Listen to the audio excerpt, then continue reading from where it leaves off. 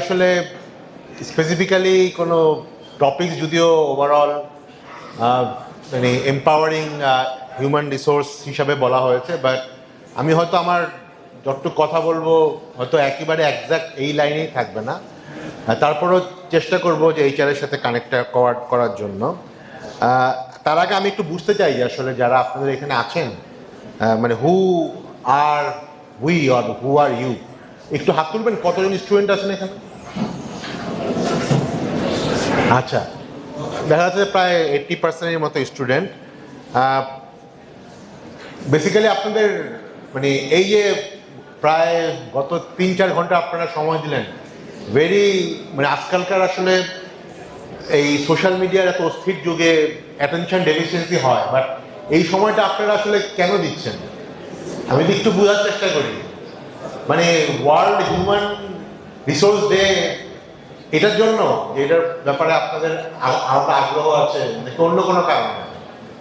কেউ বলবেন? মানে জাস্ট আচ্ছা, মানে আমি একটু বলি যে মানে বেসিক্যালি হাত তুলেন যে আপনাদের কি ইউনিভার্সিটি থেকে বলা উচিত থাকেন?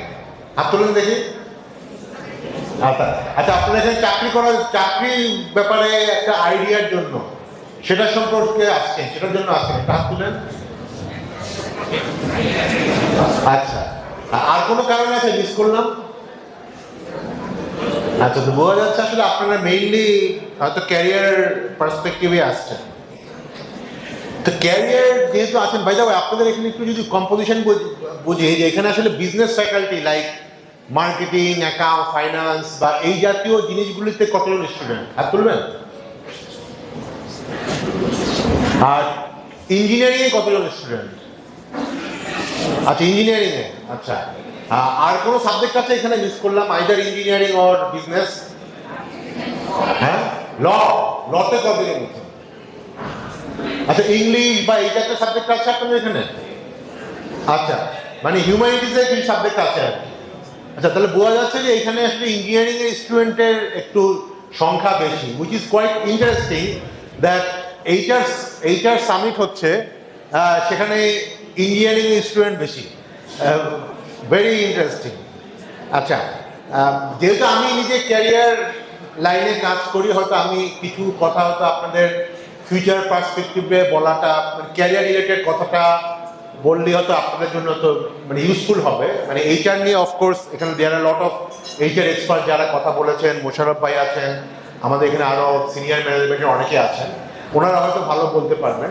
তো আমি আসলে যখন ছিলাম, দেরি করে আসছিলাম, আমি শুনলাম যে কিছু কথাবার্তা হচ্ছে, কিভাবে আপনারা নিজেদের প্রিপেয়ার করবেন, how AI is going to change আর হোয়াট এভার। তো আপনাদের কাছে কি আসলে মনে হয় যে এই যে এআই নিয়ে এত কথাবার্তা হচ্ছে, আসলে কি will it have any impact in job market or career market when you will pass? কি মনে হয়? কতজন মনে করেন যে ইম্প্যাক্ট করবে? হাত তুলেন। কতজন মনে করে তেমন কোনো ইম্প্যাক্ট করবে না? দেখেন, দুই গ্রুপ মিলাই কিন্তু 30% হয়নি, তাহলে বাকি 70% কি মনে করে? They don't know or they are confused, which is a true. আসলে আমাদেরকে ধরেন যদি জিজ্ঞাসা করেন, আমরা যতই নিজেদেরকে এক্সপার্ট বলি না কেন, ফ্র্যাঙ্কলি আমরা এমন একটা সিচুয়েশনে আছি, মানে ট্রান্সফরমেশনে, যে আগে হয়তো আমরা চিন্তা করতে পারতাম আগামী 1 বছরে 2 বছরে কি প্রেডিক্ট হবে, কোন দিকে বিজনেস যাবে, কি যাবে, বা ইকোনমি কোন দিকে যাবে। এখন we are in a such a situation, আসলে আমরা কেউই জানি না যে সব কিছু কোন দিকে যাচ্ছে। অফকোর্স টেকনোলজি কোন দিকে যাচ্ছে সেটা তো আমরা জানি না, even lot of other things like Jio politics, হ্যাঁ, এবং গ্লোবাল ইকোনমি কোন দিকে কি যাচ্ছে উই অ্যাকচুয়ালি ডোন্ট নো। অতএব দেয়ার আর লট অফ আনসার্টেনিটি। আপনি কে মনে করেছিল যে আমেরিকা ইরানের যুদ্ধের মধ্যে দেখা যাবে যে আমেরিকার মতো সুপার পাওয়ার তারা একটু ব্যাকফুটে যাবে, তাই না? আমরা তো কেউই কখনো চিন্তাও করিনি, বাট আমরা দেখলাম ইট হ্যাপেন। কে মনে করেছিল যে মানে China is going to be a মানে global super power, much stronger in technology and other things, যেখানে আসলে আমরা সবসময় জানি Europe, America, they are always a leader in technology. But এখন আপনি দেখবেন বাংলাদেশে একসময় গাড়ি আসতো সব, জাপানিজ গাড়ি আসতো, এখন দেখবেন আপনারা পোর্টে বেশিরভাগ গাড়ি আসতেছে চাইনিজ গাড়ি, because China is the leader in EV, electronic vehicle and other things. তো মানে things are changing very rapidly. এখন আপনাদের জন্য এটা একটা দুর্ভাগ্য হতে পারে বা আপনাদের জন্য একটা সৌভাগ্য হতে পারে যে আপনারা যেই সময়ে ক্যারিয়ারে ঢুকতে যাচ্ছেন সেই সময়টা আসলে এত আনসার্টিন একটা সময়। তো আপনি দেখবেন যখনই আনসার্টিনিটি থাকে তখন দুই ধরনের লোক, যারা একটু স্মার্ট লোক তারা এই আনসার্টিনিটিকে মানে ব্যবহার করে they can be more successful, আর যারা একটু মানে I would not say mediocre, but যারা একটু লেইড ব্যাক বা যারা একটু মানে ধীরে সুস্থে থাকে, দে আর দ্য পিপল যখন এরকম আনসার্টিনিটি থাকে দে অ্যাকচুয়ালি সাফার মোস্ট।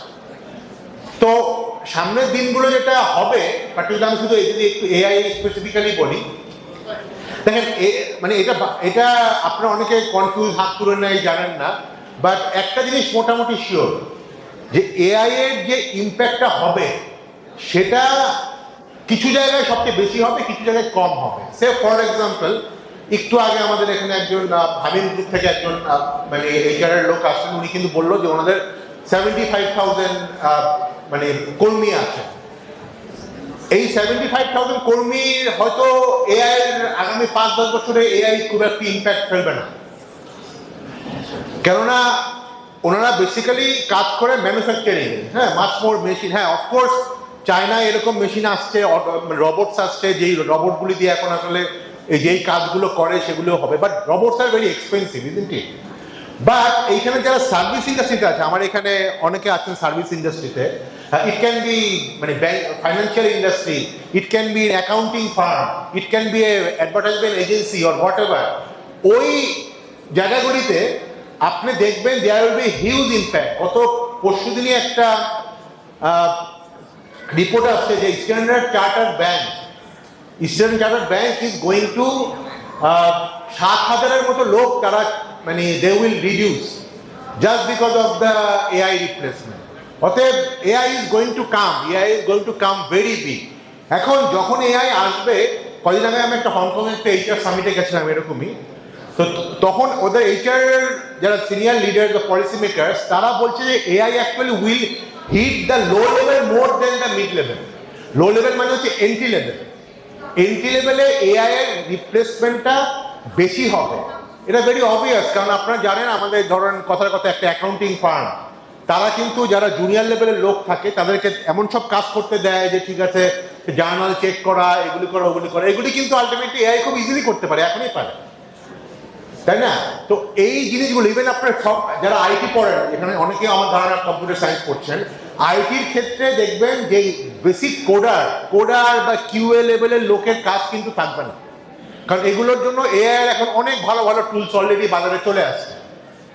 তো সেই জায়গাগুলো আসলে থাকবে না, থাকবে হচ্ছে কোনগুলো একটু সিনিয়র লেভেলের লোক, যেখানে আসলে ডিসিশন মেকিং, আমরা একটু আগে ডিসিশন মেকিং নিয়ে কথা বলছিলাম, ডিসিশন মেকিং এর ব্যাপারটা পুরোপুরি এআই এর কাছে যেতে it will take a little bit more time.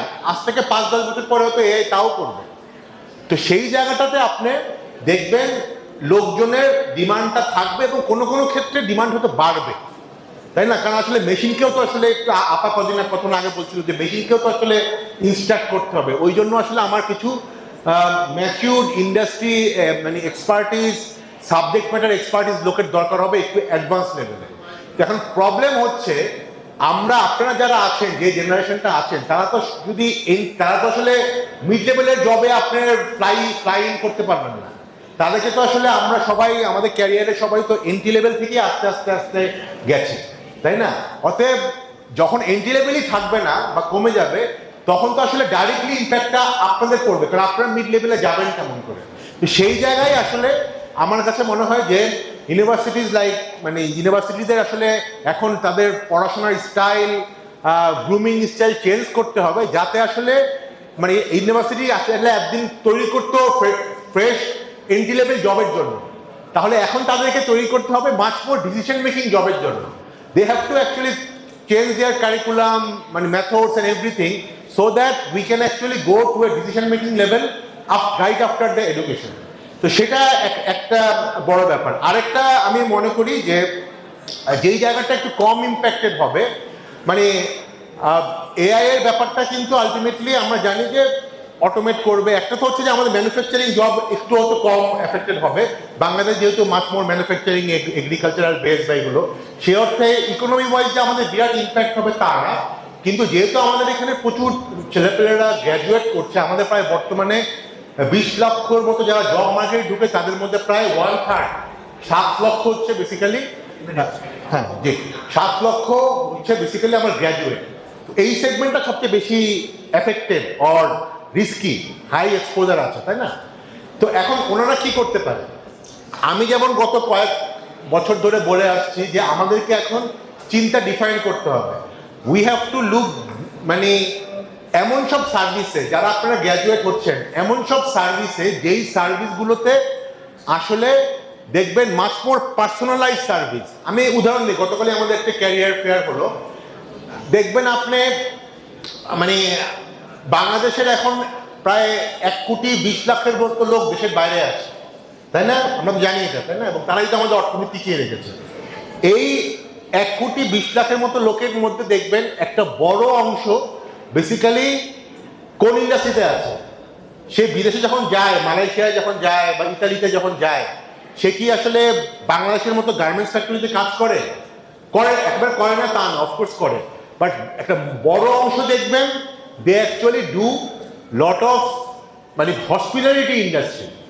Hospitality মানে কি? রেস্টুরেন্ট, হেলথ কেয়ার, হ্যাঁ, এরকম অনেক ধরনের ইন্ডাস্ট্রি আছে। আপনি মালয়েশিয়ায় যান, দেখবেন যে ওটার হয়তো ম্যানেজার, রেস্টুরেন্ট ম্যানেজার বা হোটেল ম্যানেজার একজন বাংলাদেশি, হাউসকিপার একজন বাংলাদেশি। তো এখন প্রবলেম হচ্ছে আমরা এই যে 1-1.5 কোটি লোক দেশের বাইরে যাচ্ছে, প্রতি বছর 10 লাখ লোক বাইরে যাচ্ছে, এরা আসলে যাচ্ছে হচ্ছে খুব লো লেভেলের লোকজন, যারা আসলে ম্যাট্রিক ইন্টারমিডিয়েট পাসও করেনি।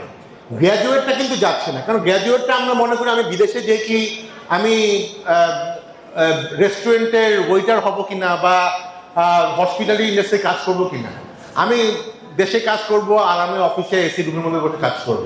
এই অ্যাটিটিউড আসলে চেঞ্জ করা ছাড়া আমাদের উপায় নাই, কারণ বাংলাদেশে ফ্র্যাঙ্কলি 7 লক্ষ গ্র্যাজুয়েটদের জব বাংলাদেশে নাই। আপনাকে শিফট করতে হবে দেশের বাইরের, মানে মাথাটা বাইরের ফোকাসটা রাখতে হবে, এবং বাইরের কোন ইন্ডাস্ট্রি, আপনার বাইরেও কিন্তু এআই ইম্প্যাক্ট ফেলবে, তো বাইরের সেই ইন্ডাস্ট্রিগুলোকে আপনার টার্গেট করা উচিত, যেই ইন্ডাস্ট্রিগুলো will be less affected, and those are much more hospitality related industry. জাপানে এখন হিউজ মানে ট্যুরিজম বুম হচ্ছে, তো সেখানে কিন্তু প্রচুর লোক দরকার হবে এই হসপিটালিটি ইন্ডাস্ট্রিগুলিতে। ইভেন ইউরোপে বলেন, ইভেন চায়নার মতো জায়গাতে যেখানে মাচ মোর ইনকাম লেভেল বাড়ছে, ওদেরও কিন্তু huge demand for health care, demand for tourism তৈরি হবে। তো সেগুলির জন্য they need lot of people, যেটার জন্য আসলে আমাদের টোটাল সিস্টেমটাকে, আমাদের সাপ্লাই সিচুয়েশনটাকে তৈরি করতে হবে। ট্র্যাডিশনের মধ্যে যদি আমরা চিন্তা করি, গত 15-20 বছরে আমার বাবা মা বলে গেছিলো এইটা পড়ো, এইভাবে এইটার চাকরি বেশি আছে, ওইটা আসলে হবে না। তো এটা নিয়ে অনেক বড় ডিসকাশনের জায়গা, হয়তো আজকে সময় নাই বলে আমি আর বাড়াচ্ছি না। ধন্যবাদ।